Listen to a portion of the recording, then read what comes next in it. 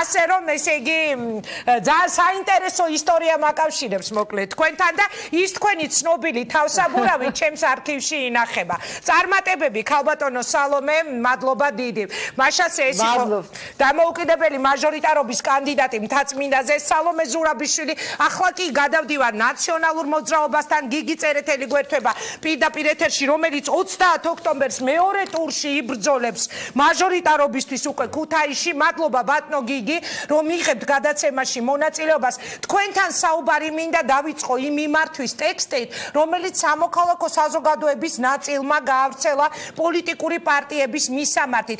ელოდებით თუ არა თქვენ ამ მიმართვის და წერილის კვალდაკვალ, რომ მეორე ტურში შესაძლებელია ბევრი პარტიის მხარდამჭერისგან თქვენ მიიღოთ მხარდაჭერა უკვე ნაციონალურმა მოძრაობამ, იმიტომ რომ არ შევიდეს საკონსტიტუციო უმრავლესობით ქართული ოცნება, როგორც ეს არის ნათქვამი სამოქალაქო საზოგადოების ამ წერილში.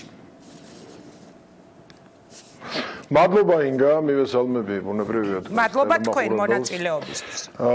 ამ ეს განწყობა საზოგადოებაში არსებობს სამარჩევნების შემდეგ, რომ შესაძლებელია ქართულ ოცნებას კონდეს რეალურად განუსაზღვრელი ხელისუფლება საქართველოს პარლამენტში და ამან გამოიწვიოს საკმაოდ ბევრი არასასურველი შედეგი. ყოველ შემთხვევაში ხა სანამ ამ თემას განვორცოვდეთ, მაგალითად იმ პირველმა განცხადებებმა, რომელიც გაკეთდა პირველადი შედეგების გამოცხადების შემდეგ, როდესაც ლიდერებმა რამდენიმე საკითხი გაახმოვანეს, მაგალითად მათ შორის ის საკითხი, რომელიც მე ძალიან მაწუხებს და ქუთაისაც აწუხებს, ეს არის პარლამენტის გადმოტანა ქუთაისიდან.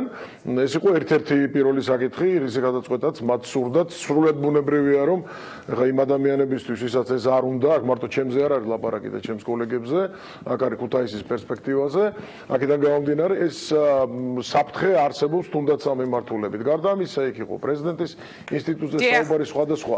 აქ არ არის ამ შემთხვევაში ამ კონკრეტულ საკითხებს მიღმა, უბრალოდ არსებობს საკმაოდ ბევრი ჩემი აზრით საფრთხე, რამაც შეიძლება მიიყვანოს ქვეყანა საკმაოდ გართულებულ ვითარებამდე. ეს შეეხება როგორც თქვა პოლიტიკურ საკითხებს, ეს არის საგარეო პოლიტიკური საკითხები, შეეხება თქვა ეკონომიკურ თემებს და ასე შემდეგ. საკონსტიტუციო უმრავლესობა ამ ხელისუფლების ხელში, რომლის ხელში უკვე კონცენტრირებულია ძალიან დიდი ფინანსური რესურსები და ამარჩევნებმა ეს დაგვანახა ჩვენ, რომლის ხელში კონცენტრირებულია ბუნებრივია ყველა ადმინისტრაციული ბერკეტი და ასე შემდეგ, პლუს ამას საკონსტიტუციო უმრავლესობა, რა თქმა უნდა, ეს არ არის სასურველი, ეს არც გამოხატავს ჩვენი საზოგადოების რეალურ განწყობას პოლიტიკური პარტიების მიმართ და აქ როცა საუბარი არის თქვათ ევროპულ მოდელებზე, უმეტეს შემთხვევაში გარდა ერთეულებისა თუ რაღაც არ ხდება ესეთი არაბუნებრივი მოულოდნელი დიდი პოლიტიკური კატასტროფა, ეგ ყოველთვის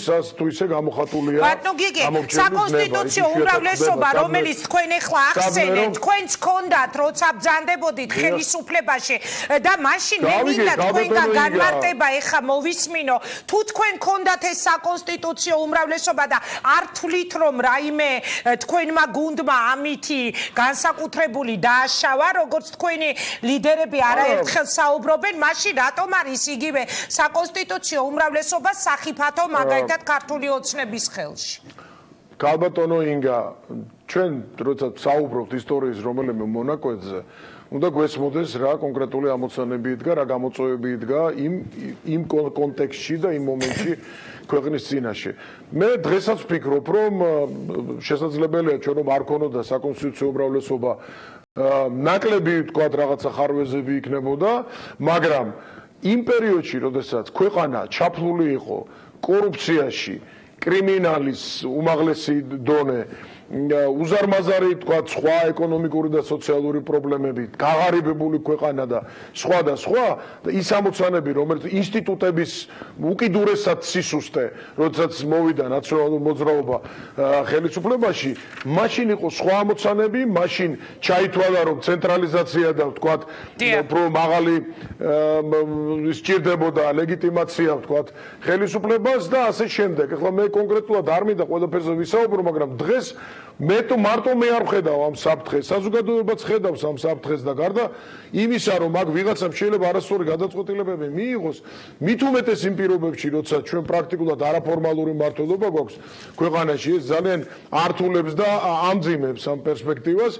აქედან გამომდინარე მე ვფიქრობ, რომ ადეკვატური განცდაა საზოგადოებაში, იგივე არასამთავრობო სექტორში. ხა ეს ხალხი, ვინც ხელის მომწერია ამ თქვათ მიმართვის და სხვა ბევრი ცხვარდამჭერი, ესენი ხო არ არიან ნაციონალური მოძრაობის არც აქტივისტები, თუმცა ხელისუფლება მათში დაინახა ნაციონალური ლატენტური ნაციონალები დაინახა ამ ხელმომწერებში ხელისუფლების ბევრმა ლიდერმა იყო და რჩებიან ისინი იყვნენ და რჩებიან ძალიან მძაფრად აკრიტიკებდნენ ნაციონალურ მოძრაობას წლების განმავლობაში შესაძლებელია ეხლაც ბევრი მათგანი არ არის ჩვენი მხარდამჭერი მაგრამ იმისათვის რომ ქვეყანაში არ გართულდეს ვითარება არ იყოს რაღაცა უზურპაცია და არ მოხდეს უზურპირება და ხელში ჩაგდება ყველა სახელმწიფო ბერკეთის დაწყებული პარლამენტიდან მთავრობაზე აღარ მაქვს საუბარი ხო ასევე პრეზიდენტის ინსტიტუტზეც იყო საუბარი რომ ეხლა ამ პრეზიდენტს გაუშვებთ და ავირჩევთ ვისაც ჩვენ გვინდა ვისაც უნდა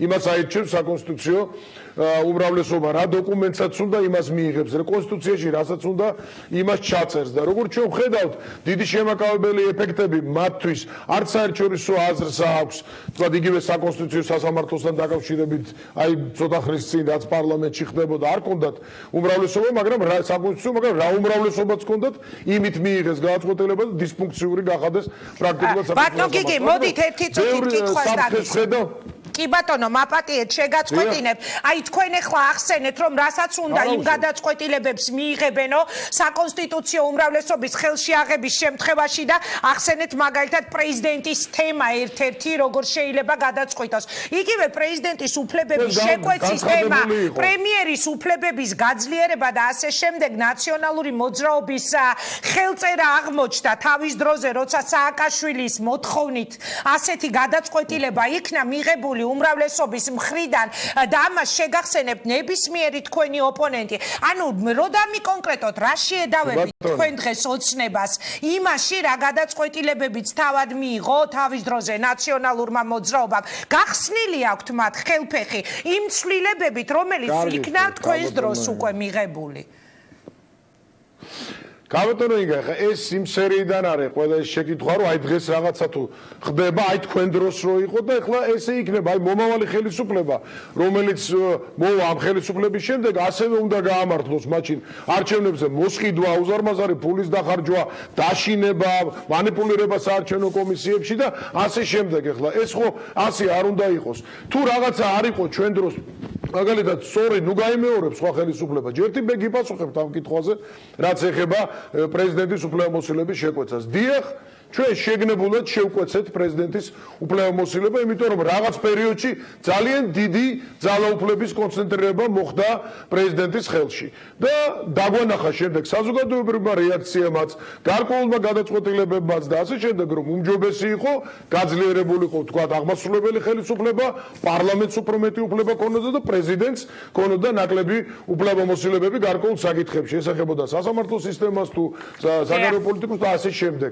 ამიტომ ეს იყო იმ პერიოდის მე ვფიქრობ საკმაოდ სწორი გადაწყვეტილება, მაგრამ დღეს როდესაც ჩვენ ვხედავთ საქართველოს იმ პრეზიდენტის მიმართ, რომელიც თავად გვახსოვს ხო როგორი ასე ვთქვათ ბრძოლით აირჩია და როგორი პირდაპირ შანტაჟების მოწყობით პროცენტების დასახელებაზე თუ არ მიცემთ ხმას და ასე შემდეგ.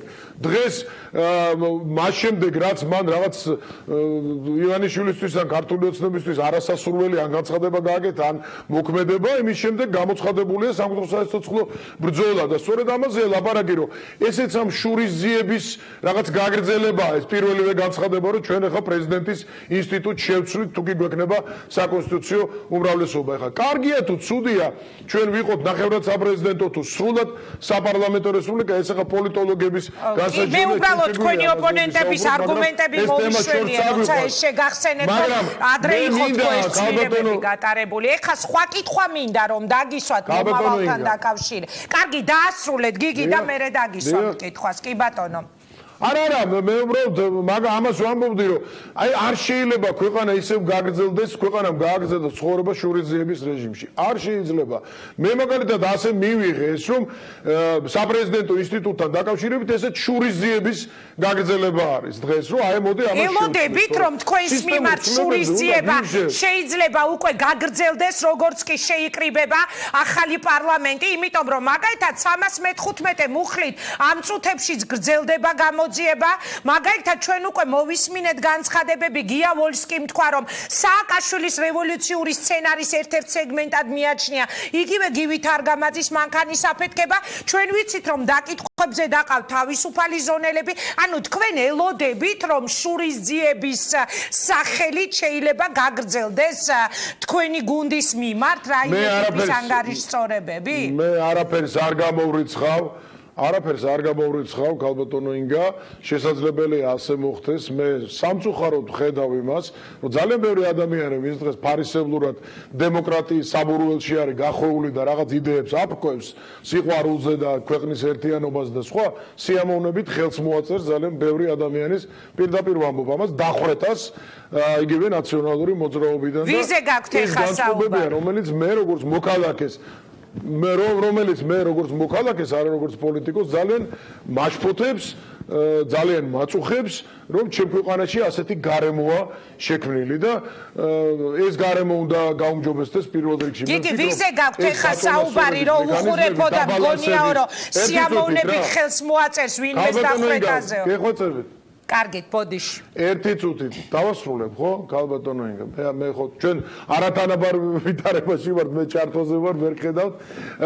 უბრალოდ არა, არიან ასეთი ადამიანები, გადახედეთ განცხადებებს, გადახედეთ სოციალურ მედიას, რა ღვარძლია, რა სიძულვილია, მიუხედავად იმისა, რომ დღეს სხვადასხვა მანქანებით და მექანიზმებით ქართულ მოუწნებამ მიიღო ძალიან მაღალი შედეგი, მაინც გრძელდება ეს ყველაფერი, მაინც არის დიდი სურვილი იმისა, რომ ეს ველი კიდევ უფრო მოსუფთავდეს და სწორედ ეს რაღაცა დაბალანსების ინსტრუმენტები თუ არ იქნა, მათ შორის საქართველოს პარლამენტშიც, ხო, ოპოზიციის რაც შეიძლება მრავალრიცხოვანი ნაწილი იყოს იქ, რომ რაღაცას წინ აღუდგეს და საზოგადოებაც დაინახოს, რომ არასწორ მოქმედებას მოყვება რაღაც ქმედება პარლამენტში გნითაც პარლამენტს გარეთაც. ეს არის ძალიან მნიშვნელოვანი. რაც შეეხება იმას, ახლა მე ბოდიშ ვიხდი, მაგრამ ამ რაღაცა აბსოლუტურ სისულელეებზე როგორ გავაკეთო კომენტარი, იგივე რაღაცა გადატრიალება, გადმოტრიალებაზე, ეს ხო ჩვეულებრივად გავლილი ეტაპია, თუმცა ყველაფერის რეანიმირება შეუძლიათ, ყველაფერზე შეუძლიათ პასუხი მოითხოვონ, თუმცა ეს იქნება ასეთი მოქმედების გაგრძელება იქნება რეალურად დასაწყისი ამ ხელისუფლების ძალიან სერიოზული დაღმასვლის, ქვეყნის დაღმასვლისაც, ქვეყნის უკუსვლისაც, ახლა რაც არ უნდა ისაუბრონ პროევროპელმა პარლამენტარებმა, ოპოზიციის განადგურების მცდელობა არ არის ევროპული სტანდარტი და არასოდეს საქართველოს ამ გზით ევროპას ვერ დაუახლოვდება. კი ბატონო. დაუახლოვდება ევროპას ერთადერთი ეკონომიკური განვითარებით, პოლიტიკური სტაბილურობით, დემოკრატიული კონსოლიდაციით და არა იმით, რასაც დღეს ჩვენ გვთავაზობ სამწუხაროდ. კი ბატონო, და კიდევ ერთი კითხვა მინდა ბატონო გიგი, რომ დაგისვათ. პირველი აღმოჩნდა დავით ბერძენიშვილი, რესპუბლიკური პარტიის ერთ-ერთი ლიდერი, რომელმაც დასმულ შეკითხვაზე ნარჩემაშვისა და გიგი წერეთელს შორის ვის აირჩევდა, თქვა რომ ნამდვილად არ აირჩევდა ნარჩემაშვილს. გუშინ ჩვენს ეთერში უკვე მეორე რესპუბლიკელმა, ასევე თამარ კორძაიამ პირდაპირ ეთერში პირდაპირ განაცხადა, რომ ნარჩემაშვილის და გიგი წერეთლის არჩევანის შემთხვევაში იგი გიგი წერეთელს დაუჭერდა მხარს. აქედან გამომდინარე, მე მინდა თქვენ ასეთი კითხვა დაგისვათ. გაქვთ თუ არა რომელიმე პარტიასთან უკვე მოლაპარაკებები, გაქვთ თუ არა სხვა პოლიტიკური ჯგუფებისგან ერთგვარი გარანტიები მიღებული, რომ იგივე ქუთაისში, სადაც თქვენსა და ნარჩემაშვილის შორის გაიმართება დიდი ბრძოლა 30 ოქტომბერს, შესაძლოა თქვენთვის უფრო მეტი ხმა აღმოჩნდეს გაღებული სხვა პარტიების მხრიდან, ვიდრე ქართული ოცნების კანდიდატის. უპირველეს ყოვლისა, მე საერთოდ ყველა ადამიანს, ვინც მხარი დამიჭირა ამ არჩევნებზე, დიდი მადლობა მინდა უთხრა. ძალიან ბევრისთვის ეს იყო რთული არჩევანი და იყო ძალიან დიდი ზეწოლა. რაც შეეხება პოლიტიკოსებს, ვინც თავის აზრს გამოთქვამს, მე ჩემი მხარდამჭერია მადლობას უხდი, მაგრამ